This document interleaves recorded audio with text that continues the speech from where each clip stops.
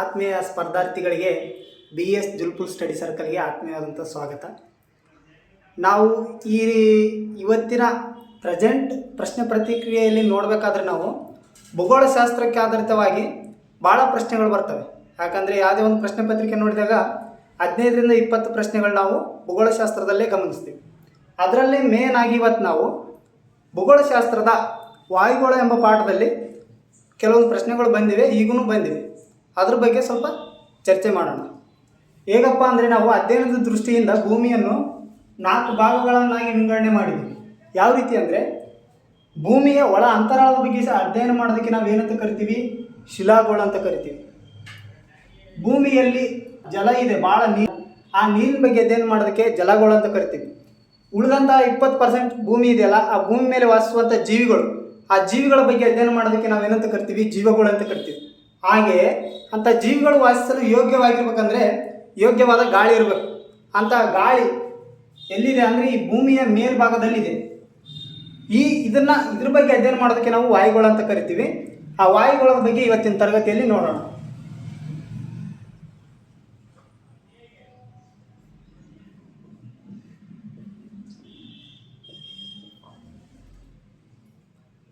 ನಾವು ವಾಯುಗೋಳ ಬಗ್ಗೆ ಅಧ್ಯಯನ ಮಾಡ್ತೀವಿ ಅಂದರೆ ಫಸ್ಟ್ ಆಫ್ ಆಲ್ ನಮ್ಗೆ ಏನು ಗೊತ್ತಿರ್ಬೇಕಂದ್ರೆ ವಾಯುಗೋಳ ಅಂದರೆ ಏನಂತ ಗೊತ್ತಿರ್ಬೇಕು. ಇದು ನಮ್ಮ ಭೂಮಿ.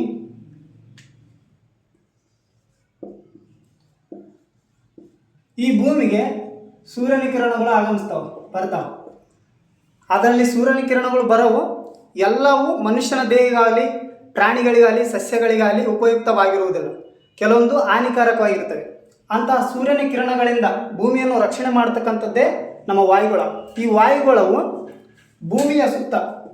ಈ ಭೂಮಿಯ ಸುತ್ತುವರೆದಿರುವ ಧೂಳಿನ ಕಣ, ಅನಿಲದ ರಾಶಿ ಮತ್ತು ನೀರವಿಯ ತೆಳುವಾದ ಪದರವನ್ನು ನಾವೇನಂತ ಕರಿತೀವಿ ಅಂದರೆ ವಾಯುಗೋಳ ಅಂತ ಕರಿತೀವಿ. ಈ ವಾಯುಗೋಳ ಪದರದ ದಪ್ಪ ಎಷ್ಟಪ್ಪ ಅಂದರೆ ಸರಿಸುಮಾರು 1000 ಕಿಲೋಮೀಟರ್ ಇದೆ. ಎಷ್ಟಂದರೆ 1000 ಕಿಲೋಮೀಟರ್ ಇದೆ. ಆ 1000 ಕಿಲೋಮೀಟರಲ್ಲಿ ವಾಯುಗೋಳವನ್ನು ನಾವು ವೈವಿಧ್ಯತೆಯ ಆಧಾರವಾಗಿ 5 ಭಾಗಗಳನ್ನಾಗಿ ವಿಂಗಡಣೆ ಮಾಡಿದ್ದೀವಿ. ಆ 5 ಭಾಗಗಳು ಯಾವುದಂತ ನೋಡೋಣ. ವಾಯುಗೋಳದ ಪದರಗಳು ಎಷ್ಟಿವೆ ಅಂದರೆ 5 ಇವೆ. ಆ ಪದರಗಳು ಯಾವಪ್ಪ ಅಂದರೆ ಇದು ನಮ್ಮ ಭೂಮಿ. ಇದು ನಮ್ಮ ಭೂಮಿಯನ್ನಾಗಿಟ್ಟುಕೊಂಡು ಈ ರೀತಿ ಭೂಮಿಯ ಸುತ್ತಲೂ ಇರ್ತವೆ ಅವು ಪದರಗಳು. ಭೂಮಿಯ ಸುತ್ತಲೂ ಇರ್ತವೆ ಅವು ಪದರಗಳು, 5 ಪದರಗಳು. ಈ ಬೋರ್ಡ್ ಮೇಲೆ ಜಾಗ ಇಡಿಸಲ್ಲ ಅಂತೇಳಿ ನಾವು ಇದು ಮೇಲ್ಭಾಗ ಅಷ್ಟೇ ಬರ್ತೀನಿ. ಇದು ನಮ್ಮ ಭೂಮಿ. ಇದರ ಫಸ್ಟ್ ಬರ್ತಕ್ಕಂಥ ಮಂಡಲ ಯಾವುದಪ್ಪ ಅಂದರೆ ಅದು ಪರಿವರ್ತನಾ ಮಂಡಲ.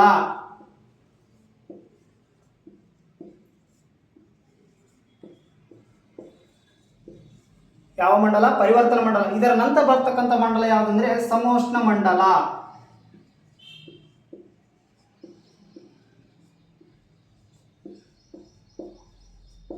ಇದರ ನಂತರ ಬರ್ತಕ್ಕಂಥ ಮಂಡಲ ಯಾವುದಪ್ಪ ಅಂದ್ರೆ ಮಧ್ಯಂತರ ಮಂಡಲ, ಮಧ್ಯಮಂಡಲ ಅಥವಾ ಮಧ್ಯಂತರ ಮಂಡಲ.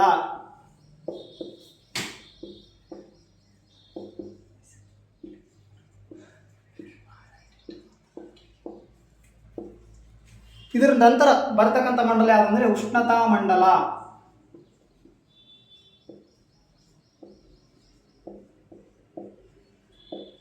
ಇದರ ನಂತರ ಬರ್ತಕ್ಕಂಥ 5ನೇ ಮಂಡಲ ಯಾವುದಂದ್ರೆ ಬಾಹ್ಯ ಮಂಡಲ.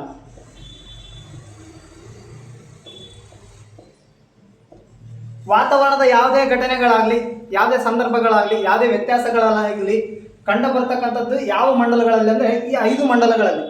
ಪ್ರತಿಯೊಂದು ಮಂಡಲದಲ್ಲಿ ತನ್ನದೇ ಆದಂಥ ವಿಶಿಷ್ಟತೆಯನ್ನು ಹೊಂದಿದೆ. ಅದರಲ್ಲಿ ಪ್ರಮುಖವಾಗಿ ನಾವು ಇವಾಗ ಒಂದೊಂದರಲ್ಲಿ ಏನೇನು ವಿಶಿಷ್ಟತೆ ಇದೆ, ಏನೇನು ವ್ಯತ್ಯಾಸಗಳಿವೆ, ಯಾವ್ಯಾವ ಸ್ಥಳದಲ್ಲಿ ಏನೇನು ಕಂಡು ಬರ್ತವೆ ಅನ್ನೋದ್ರ ಬಗ್ಗೆ ಈಗ ನೋಡೋಣ. ಫಸ್ಟ್ನೇದಾಗಿ ನಾವು ಪರಿವರ್ತನಾ ಮಂಡಲದ ಬಗ್ಗೆ ನೋಡೋಣ. ಪರಿವರ್ತನಾ ಮಂಡಲ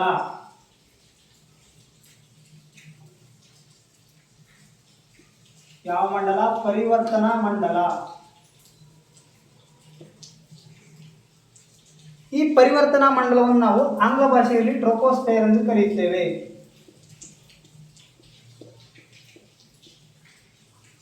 ಯಾಕಂದ್ರೆ ಸ್ನೇಹಿತರೆ, ಮೊದಲನೇದಾಗಿ ನಮಗೆ ಯಾವ ಮಂಡಲಕ್ಕೆ ಏನಂತೀವಿ ಅಂತ ಇಂಗ್ಲೀಷ್ನಲ್ಲಿ ಫಸ್ಟ್ ಗೊತ್ತಿರ್ಬೇಕು. ಯಾಕಂದ್ರೆ ಈಗ ಸುಮ್ಮನೆ ಕನ್ನಡ ಅಕ್ಷರಗಳನ್ನ ಬಳಸಿ ಇಂಗ್ಲೀಷ್ನಲ್ಲಿ ಕೇಳ್ತಾರೆ ಪ್ರಶ್ನೆಗಳನ್ನು.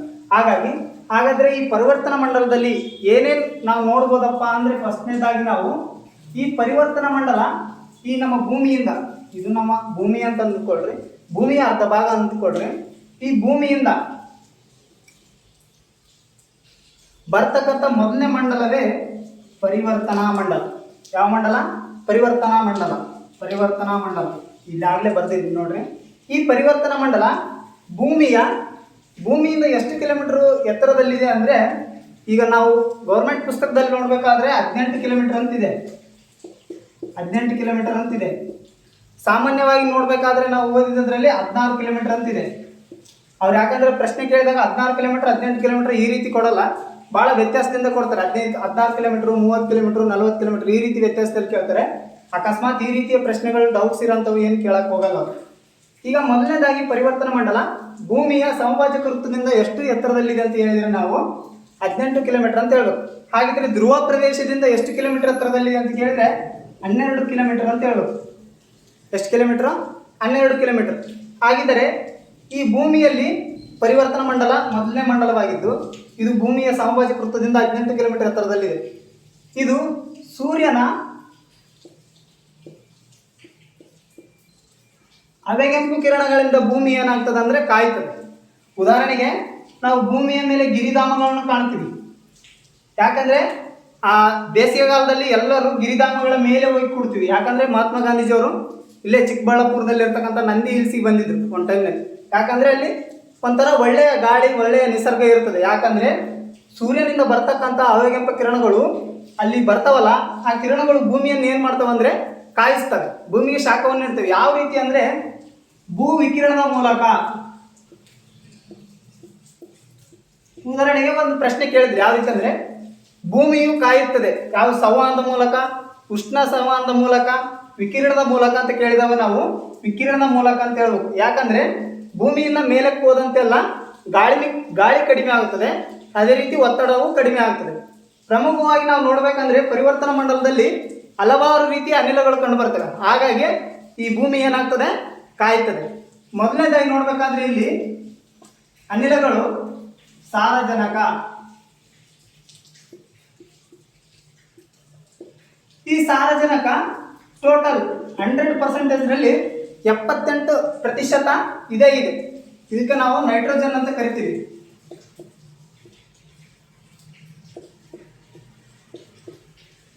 ಪ್ರಶ್ನೆ ಕೇಳ್ಬೋದು, ಗಾಳಿಯಲ್ಲಿ ಹೇರಳವಾಗಿ ದೊರೆಯುವ ಅನಿಲ ಯಾವುದಪ್ಪ ಅಂದರೆ ನಾವು ಮೊದಲನೇದಾಗಿ ಯಾವ್ದು ಹೇಳ್ಬೇಕು? ಸಾರಜನಕ ಅಂತ ಹೇಳ್ಬೇಕು. ಇದರ ನಂತರ ಬರ್ತಕ್ಕಂಥ ಅನಿಲ ಯಾವುದಪ್ಪ ಅಂದರೆ ಆಕ್ಸಿಜನ್, ಆಮ್ಲಜನಕ. ಎಷ್ಟು ಅಂದರೆ 21%. 21%. ಇದಕ್ಕೆ ನಾವೇನಂತ ಕರಿತೀವಿ ಅಂದರೆ ಆಕ್ಸಿಜನ್ಗೆ ಜೀವ ಅನಿಲ ಅಂತಲೂ ಕರಿತೀವಿ. ಜೀವ ಜಲ ಅಂತ ಕರೆದ್ರೆ ನೀರು, ಜೀವ ಅನಿಲ ಅಂತ ಕರೆದ್ರೆ ಅಂದರೆ ಆಕ್ಸಿಜನ್. ಇದರ ನಂತರ ಬರ್ತಕ್ಕಂಥದ್ದು ಯಾವುದಪ್ಪ ಅಂದರೆ ಜಡಾನಿಲ. ಜಡಾನಿಲ ಆಗಿರ್ತಕ್ಕಂಥ ಆರ್ಗಾನ್. ಪ್ರಶ್ನೆ ಕೇಳಬಹುದು ನಿಮ್ಗೆ, ಯಾವ ರೀತಿ ಕೇಳಬಹುದು ಅಂದರೆ ಗಾಳಿಯಲ್ಲಿ ವಾಯುಗೋಳದಲ್ಲಿ ದೊರೆಯುವ ಅತ್ಯಂತ ಹೇರಳವಾಗಿ ದೊರೆಯುವ ಜಡಾನಿಲ ಯಾವುದು ಅಂತ ಕೇಳಿದ್ರೆ ನಾವು ಅವಾಗ ಆರ್ಗಾನ್ ಅಂತ ಹಾಕ್ಬೇಕಾಗ್ತದೆ. ಅವಾಗ ನಾವು ಸಾರಜನಕ ಅಂತ ಹಾಕಕ್ಕೆ ಬರಲ್ಲ. ಇವುಗಳದೇ ಆದಂಥ ಶ್ರೇಷ್ಠತೆಯನ್ನು ಹೊಂದಿದ್ದಾವೆ ಇವುಗಳಿಗೆ. ಹಾಗಾಗಿ ನಾವು ನೋಬೆಲ್ ಗ್ಯಾಸಸ್ ಅಂತ ಹೇಳ್ತೀವಿ. ಇದಾದ ನಂತರ ಬರ್ತಕ್ಕಂಥದ್ದೇ ಕಾರ್ಬನ್ ಡೈಆಕ್ಸೈಡ್.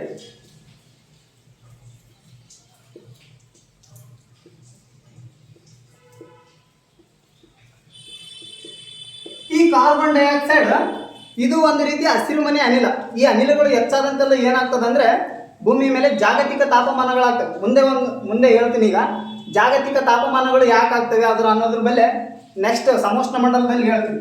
ನಂತರ ಬರ್ತಕ್ಕಂಥ ಅನಿಲ ಓಝೋನ್. ಇದು ಎಷ್ಟಪ್ಪ ಅಂದರೆ ಆರ್ಗಾನು 0.93% ಇರ್ತದ. ನೆಕ್ಸ್ಟ್ ಕಾರ್ಬನ್ ಡೈಆಕ್ಸೈಡ್ ಎಷ್ಟು ಇರ್ತದೆ ಅಂದರೆ 0.03 ಇರ್ತದೆ. ಇದರ ನಂತರ ಓಝೋನ್ ಬರ್ತದೆ 0.5% ಇದು ವಾಯುಗೋಳದಲ್ಲಿ ತನ್ನ ಭಾಗಿತ್ವವನ್ನು ವಹಿಸ್ಕೊಳ್ತದೆ. ಇದರ ನಂತರ ಇನ್ನು ಒಟ್ಟು ಜಡಾನಿಲಗಳು ನೋಬೆಲ್ ಗ್ಯಾಸಸ್ ಎಷ್ಟಂದರೆ ನಾವು 6 ಅಂತ ಹೇಳ್ತೀವಿ. 6 ಯಾವ್ಯಾವ ಅಂದರೆ ಇಲಿಯಂ, ನಿಯಾನ್, ಆರ್ಗಾನ್, ಕ್ರಿಪ್ಟಾನ್,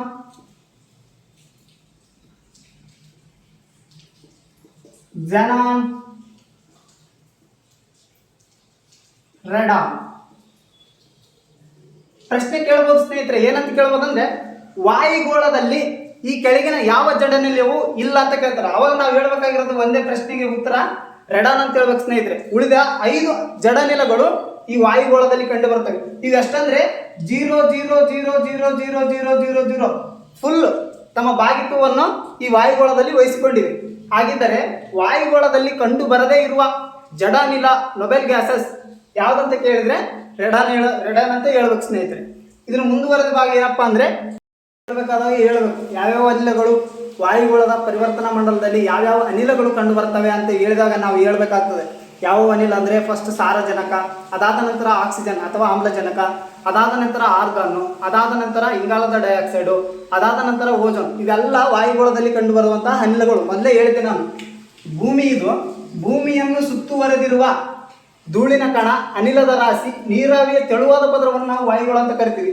ಅದರಲ್ಲಿ ಈಗ ನಾವು ನೋಡಿರ್ತಕ್ಕಂಥ ಅನಿಲಗಳು ಎಲ್ಲಿ ಬಂದಿದ್ವು ಅಂದರೆ ಪರಿವರ್ತನಾ ಮಂಡಲದಲ್ಲಿ ಬಂದಿದ್ದು. ಗೊತ್ತಾಯ್ತಲ್ಲ ಸ್ನೇಹಿತರೆ. ಇದ್ರ ಮುಂದುವರೆದ ಭಾಗ ಏನಪ್ಪಾ ಅಂದರೆ ನಾವೀಗ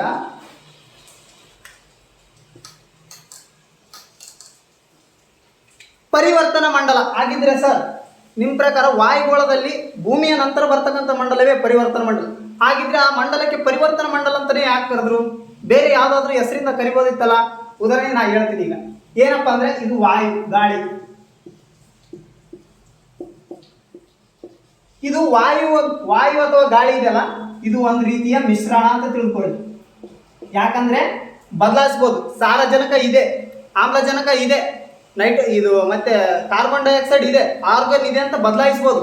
ಆದರೆ ನೀರು ಒಂದು ಸಂಯೋಜಕ. ಯಾವ ರೀತಿ ಅಂದ್ರೆ ಈಗ ಒಂದು ನೀರನ್ನು ಕೆಂಪು ನೀರು ಮತ್ತು ಬಿಳಿಯ ನೀರನ್ನು ಸೇರಿಸಿ ಬಿಳಿಯ ನೀರನ್ನು ತೆಗೆದು ಕೆಂಪು ನೀರನ್ನು ತೆಗಿಯಕ್ಕೆ ಬರಲ್ಲ. ಯಾಕೆ ಬರಲ್ಲಪ್ಪ ಅಂದ್ರೆ ಇದೊಂದು ಸಂಯೋಜಕ. ಇದು ಒಂದ್ಸರಿ ಮಿಶ್ರಣ ಆಯ್ತಂದ್ರೆ ತೆಗಿಯಕ್ಕೆ ಬರಲ್ಲ. ಅದಕ್ಕಾಗಿ ನಾವು ನೀರು ಒಂದು ಸಂಯೋಜಕ ಅಂತ ಕರಿತೀವಿ. ವಾಯು ಅಥವಾ ಗಾಳಿ ಇದೊಂದು ರೀತಿಯ ಮಿಶ್ರಣ. ಯಾಕಂದ್ರೆ ಯಾವ ಗಾಳಿ ಏನಂತ ಕಂಡುಹಿಡಿಬಹುದು. ಈಗ ಇದು ವಾಯು ಇದೆಯಲ್ಲ, ಬೆಳಿಗ್ಗೆ 8 ರಿಂದ 9 ಗಂಟೆ ಸಕಾಲ ನಮ್ಗೇನು ಬರ್ತದ, ಎಳೆಯ ಬಿಸಿಲು ಬರ್ತದೆ. ಆ ಬಿಸಿಲಿನಿಂದ ನಮ್ಗೇನಾಗಲ್ಲ, ಭಾಳ ಶಾಖ ತಟ್ಟಲ್ಲ. ಮಧ್ಯಾಹ್ನ ಆದ್ಮೇಲೆ ಏನು ಬರ್ತದ, ಪೂರ ಬಿಸಿಲು, ಶಾಖ ಜಾಸ್ತಿ ಇರ್ತದೆ. ಈಗ ಶಾಖ ಇರ್ತದ, ಇಲ್ಲಿ ಏನಿರ್ತಂದ್ರೆ ಇಬ್ಬನಿ ಅಂತ ಹೇಳಿದ್ವಿ, ಇಬ್ಬನಿ ಇರ್ತದ. ಸಂಜೆಗೆ ಏನಾಗ್ತದ ಅಂದ್ರೆ ತಂಪು ವಾತಾವರಣ ಕಂಡು ಬರ್ತದೆ ನಮ್ಮಲ್ಲಿ. ಯಾವ ವಾತಾವರಣ? ತಂಪು ವಾತಾವರಣ. ಮೋಡಗಳು ಬರ್ತಾವ. ನೀವು ನೋಡ್ಬೇಕು, 4 ಗಂಟೆ 5 ಗಂಟೆ ಸಂದರ್ಭದಲ್ಲಿ ದೊಡ್ಡ ಆಕಾರದ ರೀತಿಯಲ್ಲಿ ಮೋಡಗಳಿರ್ತವೆ. ಆ ರೀತಿ ಮೋಡಗಳು ಕಂಡು ಬರ್ತವೆ. ವಾಯುವಿನಲ್ಲಿ ಈ ರೀತಿಯ ಬದಲಾವಣೆಗಳಾಗುವುದರಿಂದ ದಿನನಿತ್ಯ ಈ ರೀತಿಯ ಬದಲಾವಣೆ, ಬೆಳಗ್ಗೆ ಟೈಮ್ನಲ್ಲಿ ಇಬ್ಬನಿ, ಮಧ್ಯಾಹ್ನದ ಟೈಮ್ನಲ್ಲಿ ಬಿಸಿ, ಸಾಯಂಕಾಲ ಟೈಮ್ನಲ್ಲಿ ತಂಪು, ಈ ರೀತಿಯ ಬದಲಾವಣೆಗಳಾಗುವುದರಿಂದ ಈ ಮಂಡಲಕ್ಕೆ ನಾವೇನಂತ ಕರೆದ್ವಿ? ಪರಿವರ್ತನಾ ಮಂಡಲ. ಪರಿವರ್ತನೆ ಆಗ್ತಾನೆ ಇರ್ತದೆ. ಹಾಗಾಗಿ ಇದಕ್ಕೇನಂತ ಕರಿತೀವಿ ನಾವು? ಪರಿವರ್ತನಾ ಮಂಡಲ ಎಂದು ಕರೆಯುತ್ತೇವೆ.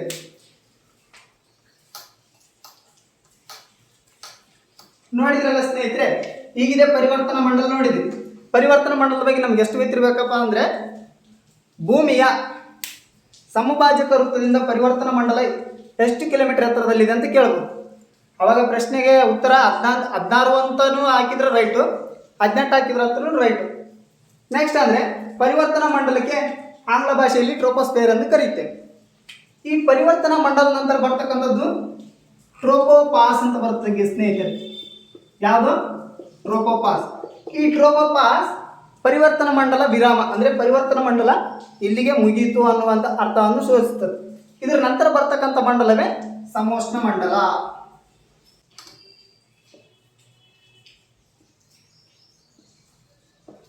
ಯಾವ ಮಂಡಲ ಸ್ನೇಹಿತರೆ?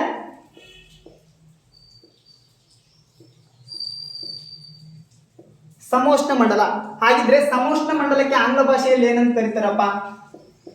ಸ್ಟ್ರಾಟೋಸ್ಫಿಯರ್.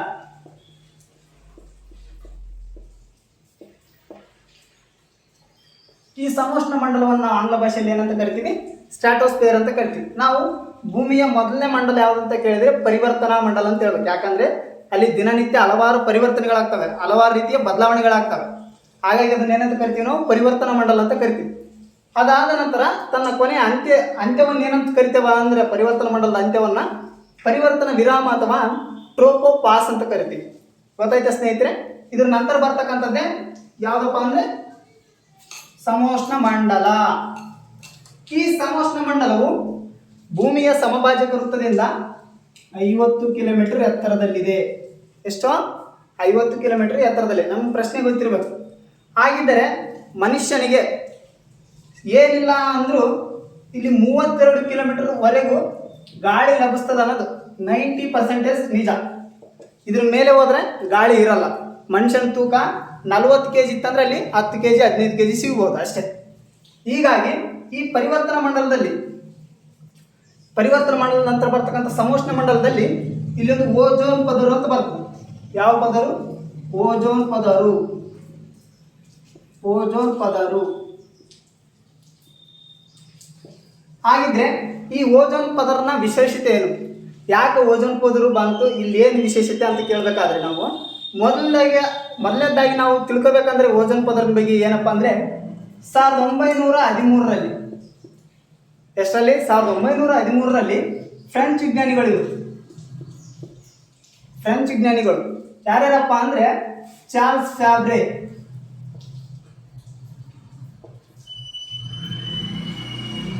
ಮತ್ತು ಬ್ರೂಸಿನ್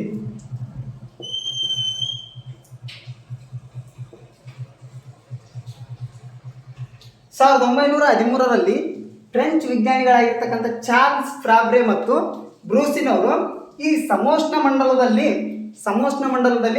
ಓಜೋನ್ ಅನ್ನುವಂಥ ಒಂದು ಪದರ ಇದೆ ಅಂತ ಹೇಳಿದರು. ಹಾಗಿದ್ರೆ ಓಜೋನ್ ಅನ್ನುವಂಥ ಪದರ ಇದೆ, ಸರಿಯಾಯ್ತು. ಹಾಗಿದ್ರೆ ಓಜೋನ್ ಎಂಬ ಪದರವನ್ನು ಅಳಿಯಬೇಕಲ್ಲ, ಅದನ್ನು ಮಾಪನ ಮಾಡಬೇಕಲ್ಲ ಅಂತೇಳಿ ಒಬ್ಬ ಬ್ರಿಟಿಷ್ ವಿಜ್ಞಾನಿ, ಯಾರು? ಬ್ರಿಟಿಷ್ ವಿಜ್ಞಾನಿ ಡಾಬ್ಸನ್ ಅಂತಿರ್ತಾರೆ. ಯಾರು? ಡಾಬ್ಸನ್. ಒಬ್ಬ ಬ್ರಿಟಿಷ್ ವಿಜ್ಞಾನಿ ಡಾಬ್ಸನ್ ಅವರು ಈ ಓಜೋನ್ ಅನ್ನು ಅಳಿಬೇಕಂತೇಳಿ ಡಾಬ್ಸನ್ ಮಾನ್ ಅಥವಾ ಡಾಬ್ಸನ್ ಯೂನಿಟ್ ಅಂತ ಆ ಓಜೋನ್ ಅನ್ನು ಅಳಿತು. ಈ ಬ್ರಿಟಿಷ್ ವಿಜ್ಞಾನಿಯ ಹೆಸರಿನಲ್ಲಿ ಆ ಡಾಬ್ಸನ್ ಮಾನವನ್ನು ಕಂಡಿಡಿದಕ್ಕಾಗಿ ನಾವು ಡಾಬ್ಸನ್ ಮಾನ, ಅದರ ಓಜೋನ್ ಅನ್ನು ಅಳೆಯುವುದಕ್ಕೆ ಒಂದು ಮಾನವನ್ನು ಕಂಡಿಡಿದಕ್ಕಾಗಿ ನಾವು ಡಾಬ್ಸನ್ ಮಾನ ಅಂತ ಕರಿತೀವಿ, ಡಾಬ್ಸನ್ ಯೂನಿಟ್ ಅಂತ ಕರಿತೀವಿ. ಹಾಗಿದ್ರೆ ಓಜೋನ್ ಪದರಿನ ದಪ್ಪ ಎಷ್ಟು, ಅದರ ಅಳತೆ ಎಷ್ಟಂದ್ರೆ 3 mm. ಇದೇನು 4 ಕಿಲೋಮೀಟರ್ 5 ಕಿಲೋಮೀಟರ್ ಅಷ್ಟೇನು ಇರಲ್ಲ, 3 mm ಇಷ್ಟಿರ್ಬೋದು ಡಾಬ್ಸನ್ ಯೂನಿಟ್ನ ದಪ್ಪ. ಇದರ ನಂತರ ಬರ್ತಕ್ಕಂಥದ್ದು ಯಾವುದಪ್ಪ ಅಂದರೆ ಇಲ್ಲಿ ಓಜೋನ್ ಪದರ ನಾವು ಅತಿ ಹೆಚ್ಚಾಗಿ ನಾವೀಗ ಬಳಕೆ ಮಾಡ್ತಿರ್ತೀವಿ. ಯಾಕಂದರೆ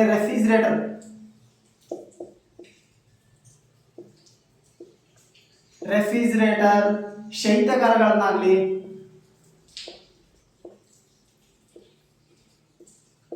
ಫ್ರಿಯಾನ್ಗಳನ್ನಾಗಲಿ, ಇವುಗಳನ್ನೆಲ್ಲ ಬಳಸೋದ್ರಿಂದ ಇಲ್ಲಿ CFC ಕ್ಲೋರೋಫ್ಲೋರೋಕಾರ್ಬನ್, ಯಾವುದು? ಕ್ಲೋರೋಫ್ಲೋರೋಕಾರ್ಬನ್. ನಾವು ಭೂಮಿಯ ಮೇಲೆ ವಾಸಿಸುವಂಥ ಒಳ್ಳೆಯ ಬುದ್ಧಿಜೀವಿಗಳು ನಾವು ರೆಫ್ರಿಜಿರೇಟರ್ಗಳನ್ನು, ಶೈತ್ಯಗಾರಗಳನ್ನು, ಫ್ರಿಯಾನ್ಗಳನ್ನು ಬಳಸೋದ್ರಿಂದ ಈ ಕ್ಲೋರಿನ್ ಅಂತ ಒಂದು ಅನಿಲ ಭಾಳ ಪರಿಣಾಮ ಬೀಳ್ತದೆ. ಈ ಅನಿಲ ಹೆಚ್ಚಾದಂತೆಲ್ಲ ಏನಾಗ್ತದೆ ಅಂದರೆ ಓಜೋನ್ ಪದರ ಮೇಲೆ ಸಣ್ಣ ಸಣ್ಣ ತೂತುಗಳು ಬೀಳ್ತಾವೆ, ಬ್ಲ್ಯಾಕ್ ಹೋಲ್ಗಳು ಆಗ್ತಾವೆ. ಇದು ಹೋಲ್ಗಳು ಯಾಕೆ ಆಗ್ತದೆ ಅಂದರೆ ನಮ್ಮ ಸೂರ್ಯನ ಕಿರಣಗಳು, ಅವಾಗೆ ಹೇಳಿದೆ, ಅವಾಗೆಂಪು ಕಿರಣಗಳು ನಮ್ಮ ಭೂಮಿಯ ಮೇಲೆ ಬಿದ್ದಾಗ ಅಲ್ಲಿರ್ತಕ್ಕಂಥ ಬಂಡೆಗಳು, ಭೂಮಿಯ ಮೇಲೆ ಇರ್ತಕ್ಕಂಥ ಗುಡ್ಡಗಳು ಅವೆಲ್ಲ ಕಾದು ಏನಾಗ್ತದೆ, ಶಾಖ ಉತ್ಪಾದನೆ ಆಗ್ತದೆ. ಅದೇ ರೀತಿ ಈಗ ಸೂರ್ಯನ ನೇರಳಾತೀತ ಕಿರಣಗಳು ಮನುಷ್ಯನ ದೇಹದ ಮೇಲೆ ಅಲ್ಪ ಮಟ್ಟಿಗೆ ಬಿದ್ದರೆ ವಿಟಮಿನ್ ಡಿ ಅನ್ನೋದು ಸಿಗ್ತದೆ. ಅದೇ ಬಹಳ ಮಟ್ಟಿಗೆ ಸಿಕ್ತೆ ಅಂದರೆ ಮಾನವನ ಚರ್ಮಕ್ಕಾಗಲಿ, ಮಾನವನ ಕಣ್ಣಿಗಾಗಲಿ, ಮತ್ತೆ ಕ್ಯಾನ್ಸರ್, ಈ ರೀತಿಯ ಸಮಸ್ಯೆಗಳನ್ನ ಮನುಷ್ಯ ಭಾಳ ಎದುರಿಸಬೇಕಾಗುತ್ತೆ. ಹಾಗಾಗಿ ಸೂರ್ಯನಿಂದ ಬರ್ತಕ್ಕಂಥ ನೇರಳಾತೀತ ಕಿರಣಗಳನ್ನು ಈ ಓಜೋನ್ ಪದರು ತಡೆಯುತ್ತದೆ. ಆ ಓಜೋನ್ ಪದರು ತಡೆದೋದಕ್ಕೆ ಭೂಮಿಯ ಮೇಲೆ ವಾಸಿಸುವಂಥ ನಾವೆಲ್ಲ ಮಾನವ ಜೀವಿಗಳು ಈ ಚರ್ಮದ ಸಮಸ್ಯೆ, ಕಣ್ಣಿನ ಸಮಸ್ಯೆ, ಕ್ಯಾನ್ಸರ್ ಸಮಸ್ಯೆಯನ್ನು ಸ್ವಲ್ಪ ಮಟ್ಟಿಗೆ ಕಡಿಮೆ ಇದೆ. ಇಲ್ಲಾಂದ್ರೆ ಏನಾಗ್ತಾ ಇತ್ತು ಅಂದರೆ ಭೂಮಿಯ ಮೇಲೆ ವಾಸಿಸುವ ಪ್ರತಿಯೊಂದು ಜೀವಿಯು ಚರ್ಮ ಕಾಯಿಲೆ, ಕಣ್ಣಿನ ಕಾಯಿಲೆ, ಕ್ಯಾನ್ಸರ್ ಕಾಯಿಲೆಯನ್ನು ಅನುಭವಿಸ್ಬೇಕಾಗಿತ್ತು. ಈ ನಾವೀಗ ಈ ಓಜೋನ್ ಪದರನ ರಕ್ಷಣೆ ಮಾಡ್ಬೇಕಂತಂದ್ರೆ ಈ CFC ಅಂದ್ರೆ ರೆಫ್ರಿಜರೇಟರ್ಗಳನ್ನ, ಶೈತ್ಯಗಾರಗಳನ್ನ, ಫ್ರೀಯನ್ಗಳನ್ನ ಬಳಕೆ ಮಾಡೋದು ನಿಲ್ಲಿಸ್ಬೇಕಂತಲ್ಲ. ಈ CFC ಬದಲಿಗೆ HFC ಅನ್ನು ಬಳಸಬೇಕು. ಆಗ HFC ಅನ್ನು ಬಳಸಿದಾಗ ಏನಾಗ್ತದೆ ಅಂದ್ರೆ ನಮ್ಮ ಓಜೋನ್ ಪದರನ್ನ ರಕ್ಷಣೆ ಮಾಡಬಹುದು. ಈ ರೀತಿ ಈಗ ನಾವು ಕೇಳಬಹುದು ಓಜೋನ್ ಪದರ ಎಲ್ಲಿ ಕಂಡು ಬರ್ತದೆ ಅಂದ್ರೆ ನಾವು ಎಲ್ಲಿ ಅಂತ ಹೇಳ್ಬೇಕು, ಸ್ಟ್ರಾಟೋಸ್ಫಿಯರ್ ಸಮೋಷ್ಣ ಮಂಡಲದಲ್ಲಿ ಕಂಡು ಬರ್ತದೆ. ಹಾಗಿದ್ರೆ ಓಜೋನ್ ಪದರನ್ನು ಯಾರು ಕಂಡುಹಿಡಿದ್ರು ಅಂತ ಹೇಳಿದ್ರೆ ಫ್ರೆಂಚ್ ವಿಜ್ಞಾನಿಗಳು 1913ರಲ್ಲಿ ಚಾರ್ಲ್ಸ್ ಫ್ಯಾಬ್ರೆ ಮತ್ತು ಬ್ರೂಸಿನ್ ಅನ್ನೋರು. ಹಾಗಿದ್ರೆ ಈ ಓಜೋನ್ ಪದರ ಕಂಡುಹಿಡಿದ್ರಲ್ಲ, ಅದನ್ನು ಅದನ್ನು ಯಾವುದ್ರ ಮೂಲಕ ಅಳತೆ ಮಾಡ್ಬೇಕಂತೇಳಿ ಈ ಬ್ರಿಟಿಷ್ ವಿಜ್ಞಾನಿ ಡಾಬ್ಸನ್ ಕಂಡುಹಿಡಿದ. ಹಾಗಾಗಿ ನಾವು ಅದನ್ನು ಅಳಿಬೇಕಾದ್ರೆ ಡಾಬ್ಸನ್ ಯೂನಿಟ್ ಅನ್ನು ಬಳಸ್ತೀವಿ. ಇಷ್ಟು. ಇದರ ನಂತರ ಉದಾಹರಣೆಗೆ ನಾವು ಈಗ ಯಾಕಂದ್ರೆ ಈ ಸಮೋಷ್ಣ ಮಂಡಲದಲ್ಲಿ ನಾವು ಈಗಿದೆ ನೋಡಿದ್ವಿ, CFC ಬಳಸೋದ್ರ ಬದಲಿಗೆ ನಾವು HFC ಅನ್ನು ಬಳಸಬೇಕು. ಹೈಡ್ರೋಫ್ಲೋರೋ ಕಾರ್ಬನ್ ಅನ್ನು ಬಳಸಿದ್ರೆ ಏನಾಗ್ಬೋದು, ಈ ಓಜೋನ್ ಪದರ ತೂತು ಬೀಳುವುದು, ಹೋಲ್ ಬೀಳುವುದು ಸ್ವಲ್ಪ ಕಡಿಮೆ ಮಾಡ್ಬೋದು. ಹಾಗಾಗಿ ಉದಾಹರಣೆಗೆ ನಾವು ಹಸಿರುಮನೆ ಅನಿಲಗಳನ್ನು ಗಮನಿಸ್ತೀವಿ. ನಾವು ಯಾವಂದ್ರೆ ಹಸಿರುಮನೆ ಅನಿಲಗಳು ನಿಮಗೆಲ್ಲ ಗೊತ್ತಿರುತ್ತೆ. ಹಸಿರುಮನೆ ಅನಿಲಗಳು ಯಾವ್ಯಾವಪ್ಪ ಅಂದ್ರೆ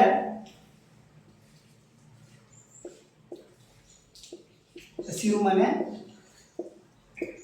ಅನಿಲಗಳು ಮೊದಲನೇದಾಗಿ ನೀರಾವಿ,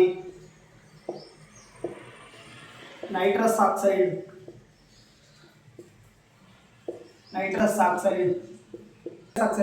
ಮೂರನೇದು ಕಾರ್ಬನ್ ಡೈಆಕ್ಸೈಡ್, ಕಾರ್ಬನ್ ಡೈಆಕ್ಸೈಡ್. ನಾಲ್ಕನೇದು ಯಾವ್ದಪ್ಪ ಅಂದ್ರೆ ಮಿಥೇನ್. ಈ 4 ಅನಿಲಗಳು ಹೆಚ್ಚಾದಂತೆಲ್ಲ ಏನಾಗ್ತದೆ ಅಂದ್ರೆ ಜಾಗತಿಕ ತಾಪಮಾನ ಆಗ್ತದೆ, ಗ್ಲೋಬಲ್ ವಾರ್ಮಿಂಗ್ ಆಗ್ತದೆ. ಯಾವ ರೀತಿ ಅಂದ್ರೆ ಈಗ ಹಸಿರುಮನೆ ಅನಿಲಗಳನ್ನು ನಾವು ಬಳಕೆ ಮಾಡುವುದು ನಾವು ಏನು ಮಾಡ್ಬೇಕಂದ್ರೆ ಕಡಿಮೆ ಮಾಡಬೇಕು. ಕಡಿಮೆ ಮಾಡಿಲ್ಲ ಅಂದ್ರೆ ಏನಾಗ್ತದೆ, ಜಾಗತಿಕ ತಾಪಮಾನ ಹೆಚ್ಚಾಗ್ತದೆ. ಉದಾಹರಣೆಗೆ ನೋಡ್ರಿ, ಹೀಗಿದೆ ಹೇಳಿದ ಹಾಗೆ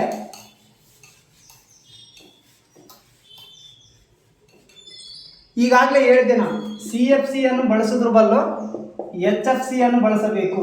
ಯಾಕಂದ್ರೆ ಇದಕ್ಕೋಸ್ಕರ ನಾವು ಯಾವಾಗ ಕ್ಲೋರಿನ್ ಅನ್ನುವಂಥ ಒಂದು ವಿಷಕಾರಿ ಅನಿಲ ಜಾಸ್ತಿ ಆಗ್ತದ, ಅವಾಗ ಓಜೋನ್ ರಂಧ್ರ ಏನಾಗ್ತದ, ತೂತು ಬೀಳುತ್ತದ. ಹಾಗಾಗಿ ನಾವು ಹೈಡ್ರೋಫ್ಲೋರೋ ಕಾರ್ಬನ್ ಅನ್ನು ಬಳಸಿದಾಗ ಏನಾಗ್ತದೆ ಅಂದ್ರೆ ಓಜೋನ್ ಅನ್ನು ತಾನೇ ಮುಚ್ಚಿಕೊಳ್ಳುತ್ತಾ ಬರುತ್ತದೆ. ಆಗ ಸೂರ್ಯನಿಂದ ಬರ್ತಕ್ಕಂಥ ಕೆಟ್ಟ ನೇರಳಾತೀತ ಕಿರಣಗಳಿಂದ ನಮ್ಮ ದೇಹಕ್ಕಾಗಲಿ, ಪ್ರಾಣಿಗಾಗಲಿ, ಪಕ್ಷಿಗಳಿಗಾಗಲಿ, ಹಸುಗಳಿಗಾಗಲಿ ಭಾಳ ರಕ್ಷಣೆ ಸಿಗ್ತದೆ. ಈ CFC ಬದಲಾಗಿ HFC ಬಳಸ್ಬೇಕಂತೇಳಿ 1987 ಸೆಪ್ಟೆಂಬರ್ 16 ಕೆನಡಾದ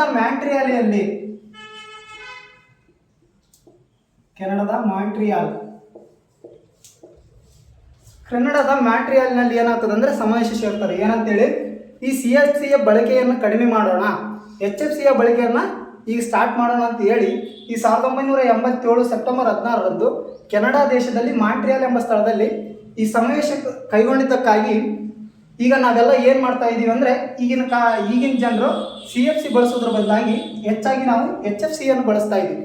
ಈ HFC ಅನ್ನು ಬಳಸೋದ್ರಿಂದ ಓಜೋನನ್ನು ಸಂರಕ್ಷಿಸ್ತಾ ಇದ್ದೀವಿ ಅಂತ ತಿಳಿದುಕೊಂಡು ಸೆಪ್ಟೆಂಬರ್ 16 ನಾವು ಆವತ್ತಿನಿಂದ 1987ರಿಂದ ಸೆಪ್ಟೆಂಬರ್ 16 ನಾವು ಓಜೋನ್ ಸಂರಕ್ಷಣೆ ದಿನವನ್ನಾಗಿ ಆಚರಣೆ ಮಾಡ್ತಾ ಇದ್ದೀವಿ.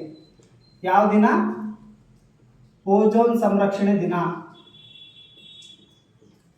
ಆತ್ಮೀಯ ಸ್ಪರ್ಧಾರ್ಥಿಗಳೇ, ಇದೇ ರೀತಿ ಓದಂತೆಲ್ಲ ನಾವು ನಮ್ಮ ಪರಿವರ್ತನಾ ಮಂಡಲದಲ್ಲಿ, ಸಮೋಷ್ಣ ಮಂಡಲದಲ್ಲಿ ಆಗಲಿ ಯಾವುದೇ ರೀತಿಯ ಪರಿಸರಕ್ಕೆ ಸಂಬಂಧಪಟ್ಟಂಥ ದಿನಾಚರಣೆಗಳು ಬಂದರೆ, ಉದಾಹರಣೆಗೆ ಮಾರ್ಚ್ 21 ಅರಣ್ಯ ದಿನ, ಮಾರ್ಚ್ 22 ಜಲ ದಿನ, ಮಾರ್ಚ್ 23 ಹವಾಮಾನ ದಿನ. ಈ ರೀತಿ ಹಲವಾರು ದಿನಗಳನ್ನು ನಾವು ಪರಿಸರಕ್ಕೆ ಸಂಬಂಧಪಟ್ಟಂಗೆ ಆಚರಿಸ್ತಾನೆ ಬಂದಿವಿ. ಅರಣ್ಯವನ್ನು ಉಳಿಸ್ಬೇಕು, ನೀರನ್ನು ಉಳಿಸ್ಬೇಕು, ಹವಾಮಾನದ ಬದಲಾವಣೆಯನ್ನು ಯಾವ ರೀತಿ ಮಾಡಬೇಕು ಅಂತಾನೆ ಈ ರೀತಿಯ ದಿನಗಳನ್ನ ನಾವು ಕಂಡುಹಿಡಿದುಕೊಂಡು ಬಂದಿವಿ.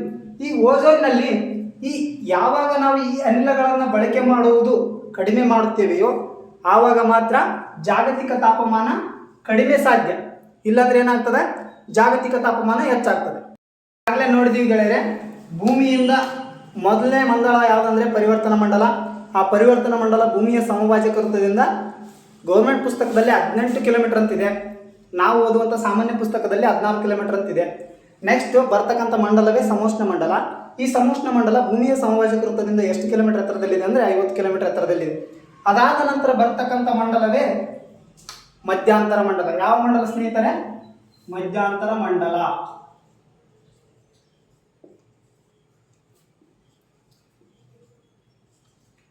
ಮಧ್ಯಾಂತರ ಅಥವಾ ಮಧ್ಯ ಮಂಡಲ.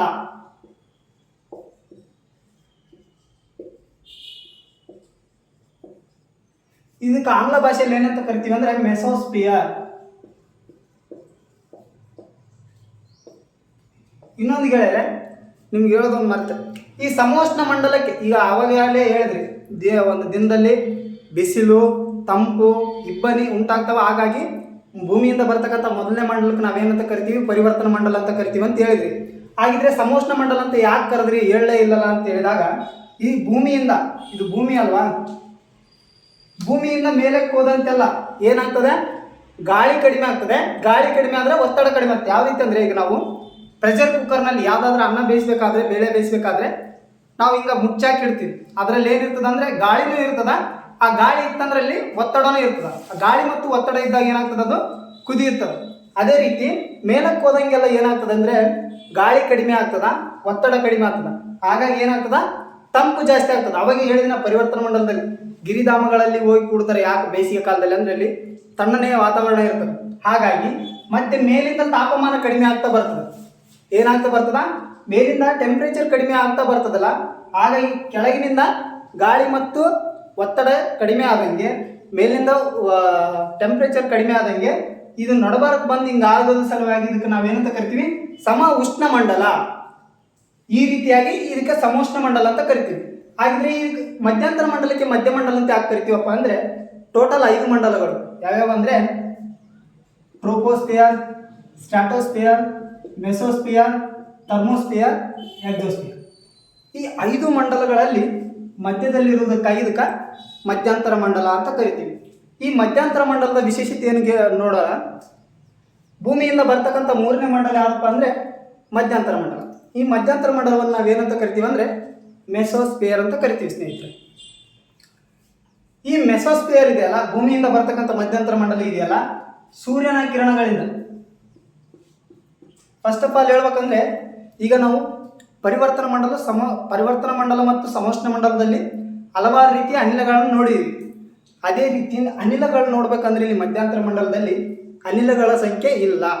ಅನಿಲಗಳು ಇಲ್ಲ. ಮೊದಲನೇದಾಗಿ ಪಾಯಿಂಟ್ ನಮ್ಗೆ ಏನು ನೆನಪಿರಬೇಕು? ಅನಿಲಗಳು ಇಲ್ಲ. ಇಲ್ಲಿ ಅನಿಲಗಳು ವಿರಳವಾಗಿದೆ.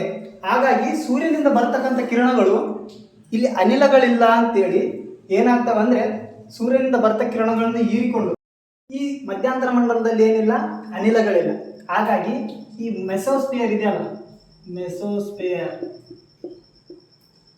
ಇದು ಭೂಮಿಯಿಂದ ಎಷ್ಟು ಕಿಲೋಮೀಟರ್ ಎತ್ತರದಲ್ಲಿದೆ ಅಂದರೆ 80 ಕಿಲೋಮೀಟರ್. ಎಷ್ಟು? 80 ಕಿಲೋಮೀಟರ್. ಈ ಸೂರ್ಯನಿಂದ ಬರ್ತಕ್ಕಂಥ ಕಿರಣಗಳು ಪರಿವರ್ತನಾ ಮಂಡಲದಲ್ಲಾಗಲಿ ಸಮೋಷ್ಣ ಮಂಡಲದಲ್ಲಾಗಲಿ ಹಲವಾರು ರೀತಿಯ ಅನಿಲಗಳಿದ್ವು. ಅವು ಸೂರ್ಯನ ಕಿರಣಗಳನ್ನು ಹೀರ್ಕೊಳ್ತಾ ಇದ್ವು. ಆದರೆ ಇಲ್ಲಿ ಎಲ್ಲಿ ಅಂದರೆ ಮಧ್ಯಂತರ ಮಂಡಲ ಅಥವಾ ಮೆಸೋಸ್ಪಿಯರ್ದಲ್ಲಿ ಇಲ್ಲಿ ಅನಿಲಗಳಿಲ್ಲ. ಹಾಗಾಗಿ ಸೂರ್ಯನ ಕಿರಣ ಇಲ್ಲಿ ಅಷ್ಟೊಂದು ಪ್ರಭಾವ ಬೀರುವುದಿಲ್ಲ. ಹಾಗಾಗಿ ಈ ಮಂಡಲ ಏನಾಗಿರ್ತದೆ ಅಂದರೆ ಶೀತವಾಗಿರ್ತದೆ. ನಾವು ಕೇಳ್ಬೋದು, ವಾಯುಮಂಡಲದ 5 ಪದರಗಳಲ್ಲಿ ಅತ್ಯಂತ ಶೀತವಾಗಿರ್ತಕ್ಕಂಥ ಮಂಡಲ ಯಾವುದಪ್ಪ ಅಂತ ಕೇಳಿದರೆ ನಾವು ಯಾವ್ದು ಹೇಳ್ಬೇಕು? ಮಧ್ಯಂತರ ಮಂಡಲ ಅಥವಾ ಮಧ್ಯ ಮಂಡಲ ಅಥವಾ ಮೆಸೋಸ್ಪಿಯರ್ ಅಂತ ಹೇಳ್ಬೇಕು. ಶೀತವಾಗಿರುತ್ತದೆ. ನೆಕ್ಸ್ಟ್ ಹೇಳ್ಬೇಕಪ್ಪ ಅಂದರೆ ಏನಂದರೆ, ಈಗ ಬಾಹ್ಯಾಕಾಶದಿಂದ ಹಲವಾರು ಉಲ್ಕೆಗಳು ಉದುರ್ತಾವೆ. ಆ ಉಲ್ಕೆಗಳು ಬೀಳುವಾಗ ಹೆಂಗಿರ್ತಾವಲ್ಲ ಹಂಗೆ ಬಂದು ಸೀದಾ ಭೂಮಿ ಮೇಲೆ ಬಿದ್ದರೆ ಯಾರು ಬದುಕಲ್ಲ, ಯಾರು ಉಳಿಯಲ್ಲ. ಭೂಮಿ ಮೇಲೆ ಪ್ರತಿಯೊಂದು ಪ್ರಾಣಿ, ಪ್ರತಿಯೊಂದು ಸಸ್ಯ, ಪ್ರತಿಯೊಂದು ಜೀವಿ ಬದುಕಲು ಸಾಧ್ಯವಿರಲ್ಲ. ಯಾವಾಗ ಇಲ್ಲಿ ತಂಪಾಗಿರ್ತದಲ್ಲ, ಅಲ್ಲಿಂದ ಬೀಳ್ತಕ್ಕಂಥ 20 ಟನ್ನು, 40 ಟನ್ನು, 60 ಟನ್ನು ಅಂತ ಉಲ್ಕೆಗಳನ್ನು ಈ ಶೀತವಾಗಿರ್ತಕ್ಕಂತಹ ಮಧ್ಯಂತರ ಮಂಡಲದಲ್ಲಿ ಏನಾಗ್ತಾವ ಅಂದರೆ ಅವು ಕರಿ ಬಿಡ್ತಾವೆ. ಏನಾಗ್ತಾವ? ಕರಿ ಬಿಡ್ತಾವೆ. ಅದರೊಂದು ತಪ್ಪಿನೂ ಅದಕ್ಕೆ ಸಿಗ್ಲಾರ್ದಂಗೆ ಸ್ಪೀಡ್ ಬಿದ್ದಿದ್ದಾವೆ. ಉದಾಹರಣೆಗೆ ಅಮೆರಿಕದಲ್ಲಾಗಲಿ, ರಷ್ಯಾದಲ್ಲಾಗಲಿ ಮುಂತಾದ ಹಲವಾರು ದೇಶಗಳಲ್ಲಿ ಬಿದ್ದಾವ.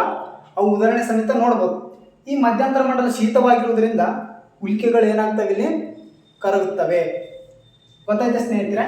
ಈ ಮೆಸೋಸ್ಫಿಯರ್ ಅಥವಾ ಮಧ್ಯಂತರ ಮಂಡಲ ಭೂಮಿಯಿಂದ 80 ಕಿಲೋಮೀಟರ್ ಎತ್ತರದಲ್ಲಿದೆ. ಹಾಗಿದ್ದರೆ ಈ ಮಧ್ಯಂತರ ಮಂಡಲ ಯಾವಾಗ ಬರ್ತದೆ ಅಂದರೆ ಸಮೋಷ್ಣ ಮಂಡಲದ ನಂತರ ಬರಲ್ಲ. ಸಮೋಷ್ಣ ಸ್ಟ್ರಾಟೋ ಪಾಸ್ ಅಂತ ಬರ್ತದಲ್ಲ, ಸಮೋಷ್ಣ ಮಂಡಲದ ವಿರಾಮ, ಅದನ್ನು ದಾಟಿದ ತಕ್ಷಣ ಬರ್ತಕ್ಕಂಥದ್ದೇ ಈ ಮಧ್ಯಂತರ ಮಂಡಲ. ಗೊತ್ತಾಯ್ತಾ ಸ್ನೇಹಿತರೆ? ಇದರ ನಂತರ ಬರ್ತಕ್ಕಂಥದ್ದೇ 4ನೇ ಮಂಡಲವೇ ಯಾವುದಪ್ಪ ಅಂದರೆ ಉಷ್ಣತಾ ಮಂಡಲ. ಯಾವ ಮಂಡಲ? ಉಷ್ಣತಾ ಮಂಡಲ. ಉಷ್ಣತಾ ಮಂಡಲ ಆಂಗ್ಲ ಭಾಷೆಯಲ್ಲಿ ಏನಂತ ಕರಿತೀವಿ ಅಂದರೆ ಫ್ರೆಂಡ್ಸ್, ಥರ್ಮೋಸ್ಫೇರ್. ಈ ಭೂಮಿಯಿಂದ 4ನೇ ಮಂಡಲ ಯಾವುದಪ್ಪ ಅಂದರೆ ಉಷ್ಣತ ಮಂಡಲ. ಈ ಉಷ್ಣತ ಮಂಡಲ ಭೂಮಿಯಿಂದ ಎಷ್ಟು ಕಿಲೋಮೀಟರ್ ಎತ್ತರದಲ್ಲಿದೆ ಅಂತ ಕೇಳಿದಾಗ ನಾವು 400 ಕಿಲೋಮೀಟರ್ ಅಂತ ಹೇಳ್ಬೇಕು. ಎಷ್ಟು? 400 ಕಿಲೋಮೀಟರ್.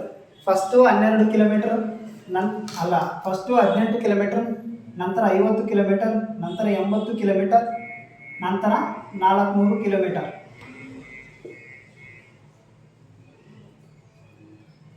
ಈಗ ನೋಡಿ ಸ್ನೇಹಿತರೆ, ಈ ಉಷ್ಣತಾ ಮಂಡಲದಲ್ಲಿ ನಾವು ಗಮನಿಸಬೇಕಂದ್ರೆ ಇದು ಸೂರ್ಯ.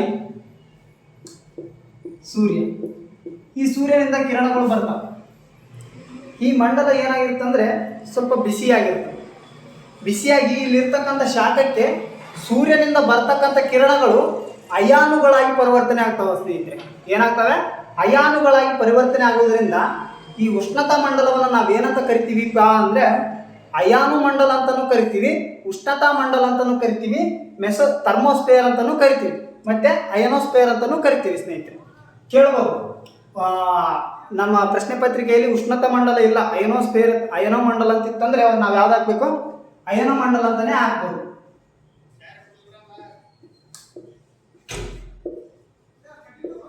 ಈ ಅಯಾನು ಮಂಡಲ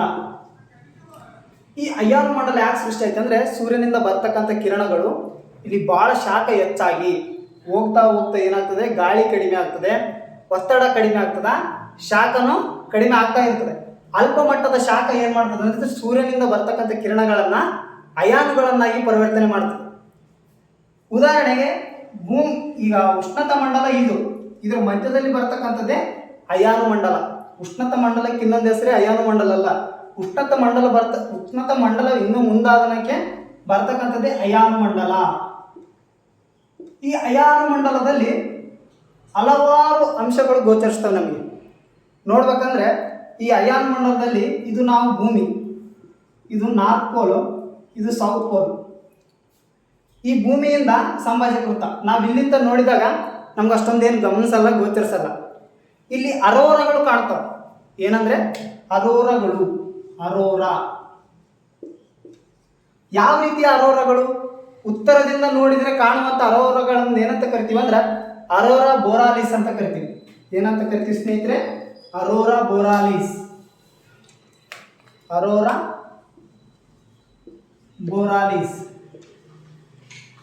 ಹಾಗಿದ್ರೆ ಭೂಮಿಯ ದಕ್ಷಿಣ ಭಾಗದಿಂದ ನೋಡಿದಾಗ ಕಾಣುವಂಥವು ಅರೋರಾ ಆಸ್ಟ್ರಾಲಿಸ್.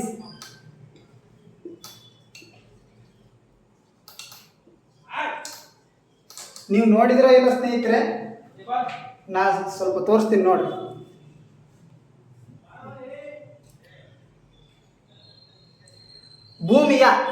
ಭೂಮಿಯ ಧ್ರುವದ ಉತ್ತರ ಭಾಗದಿಂದ ನೋಡಿದಾಗ ಅರೋರಾ ಬೋರಾಲಿಸ್ ಕಾಣುತ್ತದೆ. ಅದು ಯಾವ ರೀತಿಯಾಗಿರ್ತದೆ ಅಂದರೆ ಈ ರೀತಿಯಾಗಿರ್ತದೆ ಸ್ನೇಹಿತರೆ ನೋಡಿ. ಇದರ ನಂತರ ನಾವು ದಕ್ಷಿಣದಿಂದ ಭೂಮಿಯನ್ನು ನೋಡಿದಾಗ ದಕ್ಷಿಣದಿಂದ ಈ ಅರೋರಾವನ್ನು ನೋಡಿದಾಗ ಅರೋರಾ ಆಸ್ಟ್ರಾಲಿಸ್ ಕಾಣ್ತದಲ್ಲ, ಅದು ಯಾವ ರೀತಿ ಇರ್ತದೆ ಅಂದ್ರೆ ಸ್ನೇಹಿತರೆ ಈ ರೀತಿ ಇರ್ತದೆ. ಇವಕ್ಕೆ ನಾವು ಏನಂತ ಕರಿತೀವಿ? ಬೋರಾಲಿಸಾ ಆಸ್ಟ್ರಾಲಿಸ್ ಅಂತ ಕರಿತೀವಿ. ಯಾವ ಮಂಡಲದಲ್ಲಿ ಅರೋರಾಗಳು ಕಂಡು ಬರುತ್ತವೆ ಅಂತ ಕೇಳಿದಾಗ ನೀವು ಹೇಳ್ಬೇಕಾಗಿರ್ತಕ್ಕಂಥದ್ದಿಷ್ಟೇ, ಉಷ್ಣತಾ ಮಂಡಲದಲ್ಲಿ ಕಂಡು ಬರ್ತದೆ, ಅದರಲ್ಲಿ ಎಸ್ಪೆಷಲಿ ಅಯಾನು ಮಂಡಲದಲ್ಲಿ ಕಂಡು ಬರ್ತದೆ. ಇಷ್ಟು ಹೇಳ್ಬೇಕು ಸ್ನೇಹಿತರೆ. ಮತ್ತೆ ಸ್ನೇಹಿತರೆ, ನಾವು ಈಗಾಗಲೆಲ್ಲ ರೇಡಿಯೋ ತರಂಗಗಳನ್ನ ನೋಡಿರ್ತೀವಿ, ರೇಡಿಯೋಗಳನ್ನ ಕೇಳಿರ್ತೀವಿ.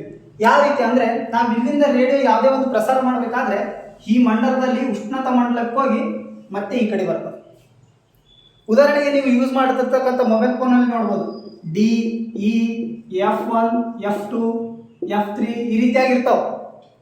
ನಾವು ಕೇಳಬೇಕಾದ್ರೆ ಏನಾದರೂ ಎಲ್ಲಿ ರೇಡಿಯೋ ತರಂಗಗಳು ಯಾವ ಮಂಡಲಕ್ಕೆ ಹೋಗಿ ಬರ್ತಾವಪ್ಪ ಅಂತ ಕೇಳಿದ್ರೆ ಅಂದ್ರೆ ನೀವು ಅವಾಗ ಹೇಳ್ಬೇಕಾಗಿರ್ತಕ್ಕಂಥದ್ದಿಷ್ಟೇ, ಯಾವ ಮಂಡಲ? ಉಷ್ಣತಾ ಮಂಡಲ. ಇಷ್ಟು ಹೇಳಿದರೆ ಸಾಕು ಸ್ನೇಹಿತರೆ.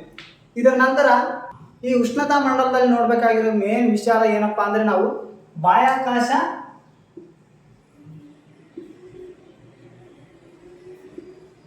ಬಾಹ್ಯಾಕಾಶ ಸಂಶೋಧನಾ ಸಂಸ್ಥೆಗಳು.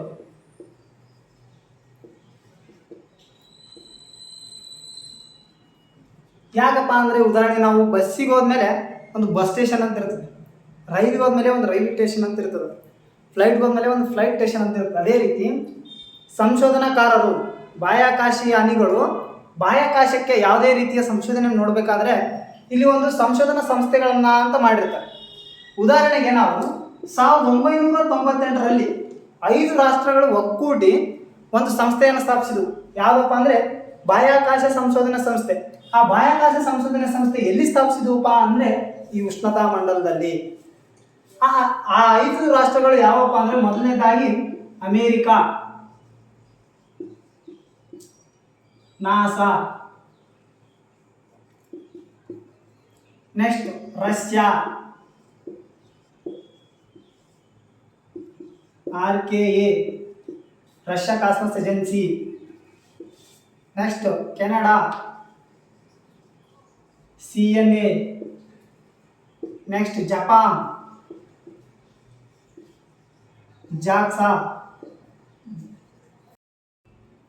ಜಾಕ್ಸಾ ಮತ್ತು ಯುರೋಪಿಯನ್ ಯೂನಿಯನ್ ಸೇರಿಗಳು ಅವು ಒಂದು ಸಂಸ್ಥೆಯನ್ನು ಸ್ಥಾಪಿಸಿದ್ರು. ಇವುಗಳ ಒಕ್ಕೂಟದಿಂದ ಏನಾಯ್ತು, ಬಾಹ್ಯಾಕಾಶ ಸಂಶೋಧನೆ ಸ್ಥಾಪನೆ ಆಯಿತು. ಈ 5 ರಾಷ್ಟ್ರಗಳ ಒಕ್ಕೂಟದಿಂದ ಎಲ್ಲಿ ಬಾಹ್ಯಾಕಾಶದಲ್ಲಿ ಒಂದು ಸಂಶೋಧನಾ ಸಂಸ್ಥೆ ಸ್ಥಾಪನೆ ಆಯಿತು. ಇದನ್ನ ಹೊರತುಪಡಿಸಿ ಚೀನಾ ಒಂದು ಪ್ರತ್ಯೇಕವಾದಂತಹ ಸಂಸ್ಥೆಯನ್ನು ಸ್ಥಾಪನೆ ಮಾಡಿತು. ಅದಕ್ಕೆ ಏನಂತ ಕರಿತೀವಿ ಅಂದರೆ ಟಿಯಾಂಗ್ ಯಾಂಗ್ ಅಂತ ಕರಿತೀವಿ.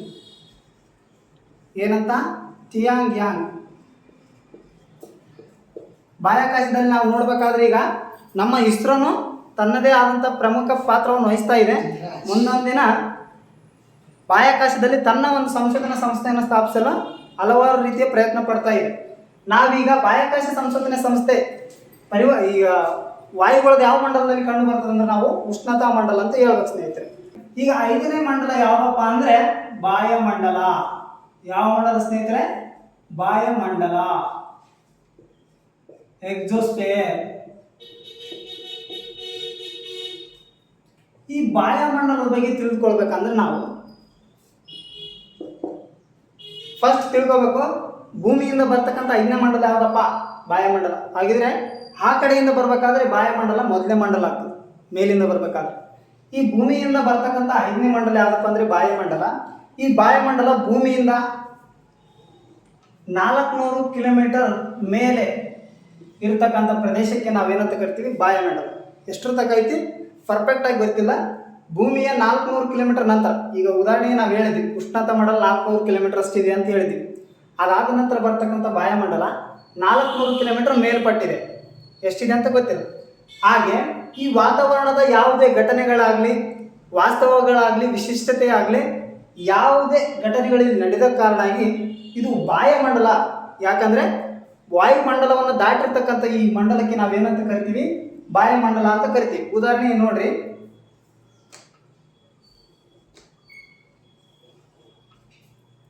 ಇದು ಪರಿವರ್ತನಾ ಮಂಡಲ,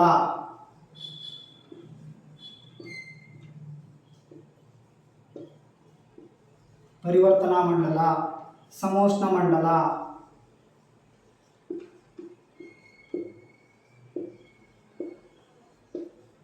ಇದಾದ ನಂತರ ಮಧ್ಯ ಮಂಡಲ,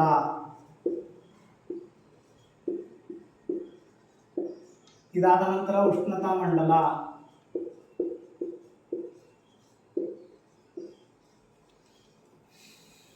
ಇದಾದ ನಂತರ ವಾಯುಮಂಡಲ.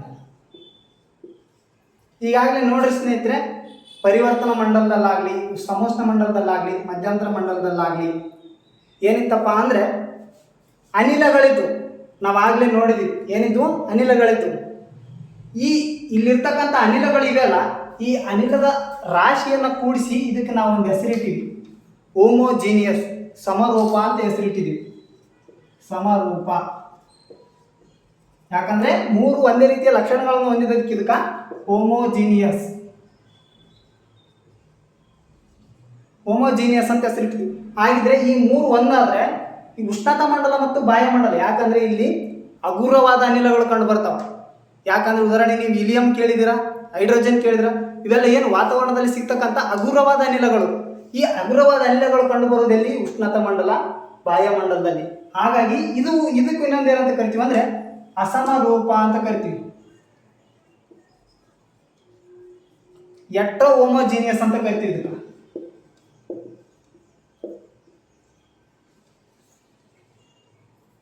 ಗೊತ್ತಾಯ್ತಾ ಸ್ನೇಹಿತರೆ?